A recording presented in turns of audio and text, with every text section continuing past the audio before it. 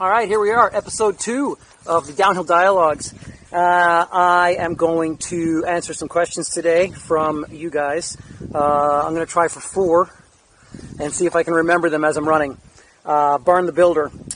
With the NHL at a standstill, have you considered starting a National Air Hockey Cat League? If so, could you elaborate on this while running downhill? John Borman. I'd like to know more about the Insta360 1X, why you selected it, what you think of it as a runner, how hard it is to use and edit, etc., etc. The camera that I'm using right now that people always ask about. Outdoor Rob. Super excited to watch and hear this play out, Gary. Question, if social distancing becomes a very normal part of our social structure once we're out of this COVID-19 tunnel, what will be the solution to your famed finish line hugs moving forward? Many of us only attend these events for that hug. Perhaps finish line Gary in a Tyvek suit. Your thoughts? And great video. Now that the races from Ma Runslow. Great video. Now that the races are canceled, what will you be doing this summer to keep yourself well motivated and healthy? I'm not going to remember those 4 questions. I'm going to try my best to remember that. And today I'm wearing the Salomon X Alpine shoe, which has a burlier lug, better grip, and is great for muddy running or mountain running. I am in Chilliwack, 15 minutes from my house. I went to Edmeston Road and I'm climbing up International Ridge. When I started my run, it was sunny and it looked like it was going to improve. That has not unfolded as I had hoped. This sign right here says trail. You can tell it's not a new trail sign. And then as you go around the corner, you can also tell that this trail is not well maintained. International Ridge is above me. I am highly intrigued by this and have been for quite a while. There's another 1,000 meters, 3,500 feet of climbing above me to a ridge that essentially goes to the United States, and I will be exploring that throughout the coming months as the snow subsides and the snow line goes up and as the trail starts to see a little bit more activity and maybe some trail work.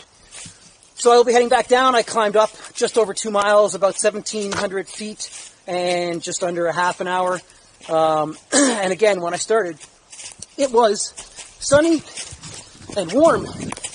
And now it's beautiful and snowing. Barn the Builder. Only because that question stands out so much. If you don't get the reference, I did post a video a couple of days back of one of our cats playing with a mini air hockey table. There's quite a bit of downed trees and stuff out here on this upper section of the trail that I'll have to navigate on my way down.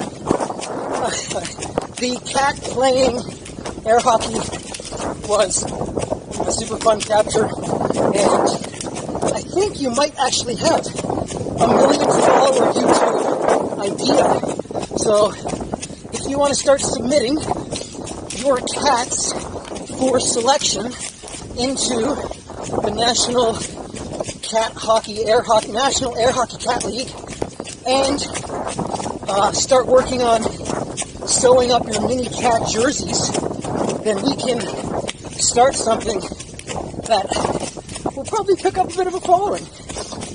Warning, my cats are seasoned pros, so you're going to want to really get your cats on an intense training program. They've only been getting more and more practice since the lockdown,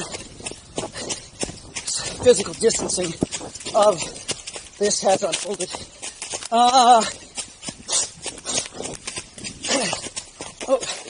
The question, what am I going to do with all this free time that I have?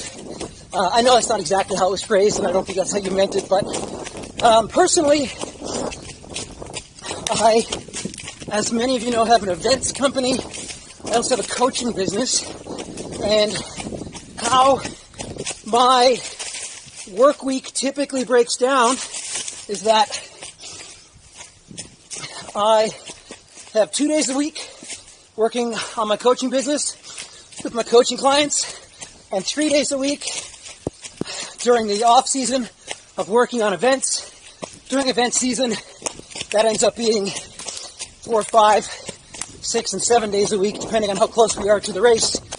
And so, thankfully, we haven't lost any coaching clients, and put in a push shout out right there. Myself and Eric Carter, RidgelineAthletics.com. We do everything from personal one-on-one coaching to customized training plans to downloadable training plans that we have created to guide people through that first shot at a distance, 50K, 50 miles, 100K, 100 miles, or their first shot at a structured training plan. So I will eventually end up with a bit more time on my hands due to not having to produce the events this summer. But thus far, since we canceled 6 of our 8 races, I've actually only had more work to tackle with everything there. And we as an organization are currently working on launching a merch store, some gift cards, and another project that I'm really excited to talk more about in a few days that will hopefully benefit many race directors. So through the month of March, I didn't even get 2 days off a week, and I'm looking forward to getting to a point where life gets back into normal a little bit. When I get that extra time, that might end up being, I'm going to guess, a day a week. It's essentially, I'll still be working throughout on our event side of things, even though we're not producing them. I will still be working on my coaching business. But 1 day a week, I should be able to free up for myself. And something I've really been missing these last few years of building up an events company and a coaching business and all the time that takes, is I really got away from my writing and my creative writing, and that was a big outlet for me for many years, and I thoroughly enjoy it, and I really miss it. And it's recently as January, December, I took a stab at getting back into it, but just didn't have the bandwidth on top of the Barkley training and everything else.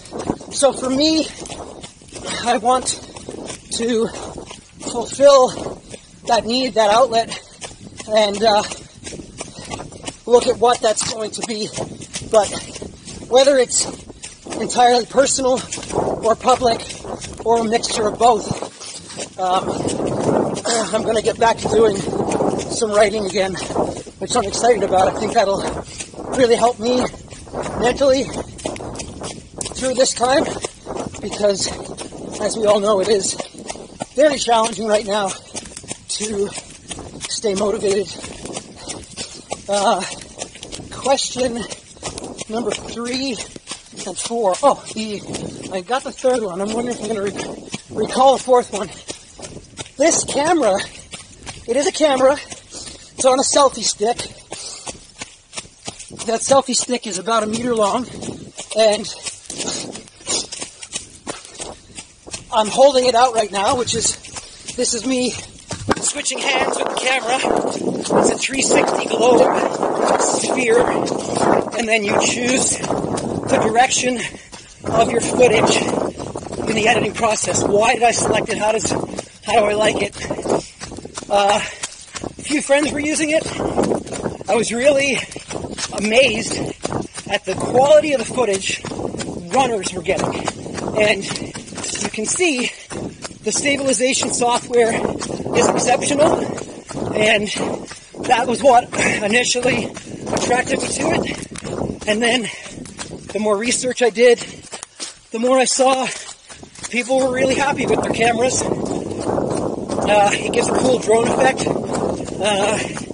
and the price point was reasonable, same as a GoPro. I used GoPro briefly years ago. I didn't love their ecosystem, if you will, and maybe I got turned off from GoPro because of it. Their 360 camera probably works similarly or certainly just as well.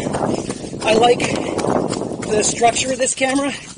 It is kind of like an old mini cell phone, rather than one of those little bulky box things that GoPro creates. So, to each their own.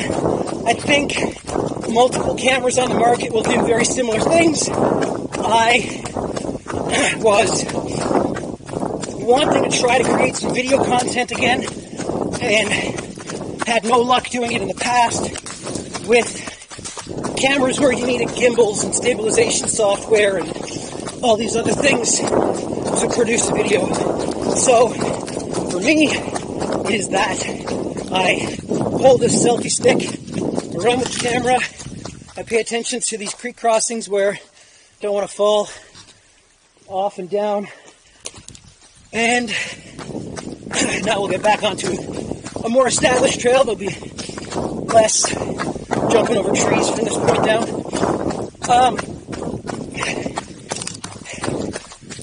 It's easy to use and to edit. You download the footage to your app on your phone, edit it from there, upload it to your phone, upload it to YouTube or Instagram or whatever service you are watching this on now. So I give it a thumbs up. And I also like the fact that it was a startup, a new company. Alright, got some dogs and a person here.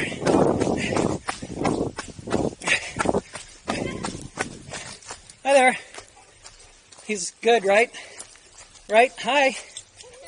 Yeah. Hi, buddy. What does that look like? Hi. You're sweetie, aren't you? Yeah. How you doing?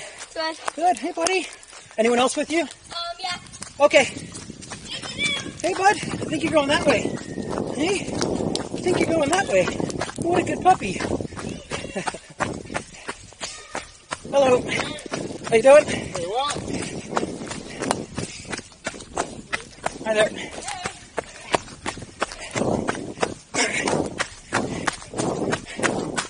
And the fourth question, I can't remember.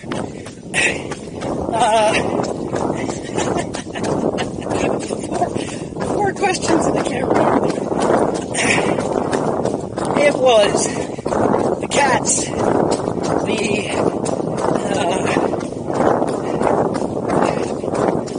camera,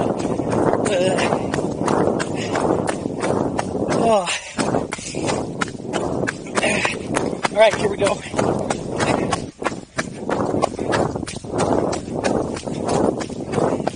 This is where I jack my ankle on the least technical trail ever as I do the stupidest thing ever. Got it. Oh, I got it.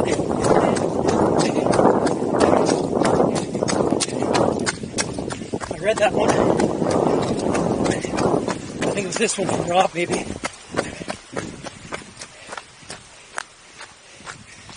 The social distancing, physical distancing in my races, and the Tyvek version of me. Yeah, it's interesting. I've had that thought. It's not, it's going to be a very different world that we return to after this. And we're going to have to all make adjustments as to what that looks like. I love that my race finish line became something all on its own organically, just through wanting to provide a finish line experience for the mid and back runners. My philosophy from day one, part of our mission statement with our races, is that every runner, start to finish, would be celebrated the same. And that led to this embrace of people to celebrate their accomplishment, and then it took on a life of its own. And I consider myself lucky, fortunate that people do my events and that they actually want to embrace me to celebrate their accomplishments. It's going to be hard. We don't know what next year will look like in that regard. I know we're all holding out hopes for our vaccine, which is likely 12 to 18 months away, and we'll take it one step at a time. We'll figure it out together, and a lot of people rightfully so, are probably never going to be comfortable hugging in those circumstances again, and that's completely valid.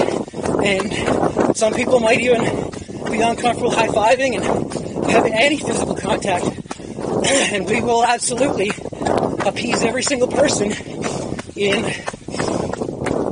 what they want as a part of their Finnish experience.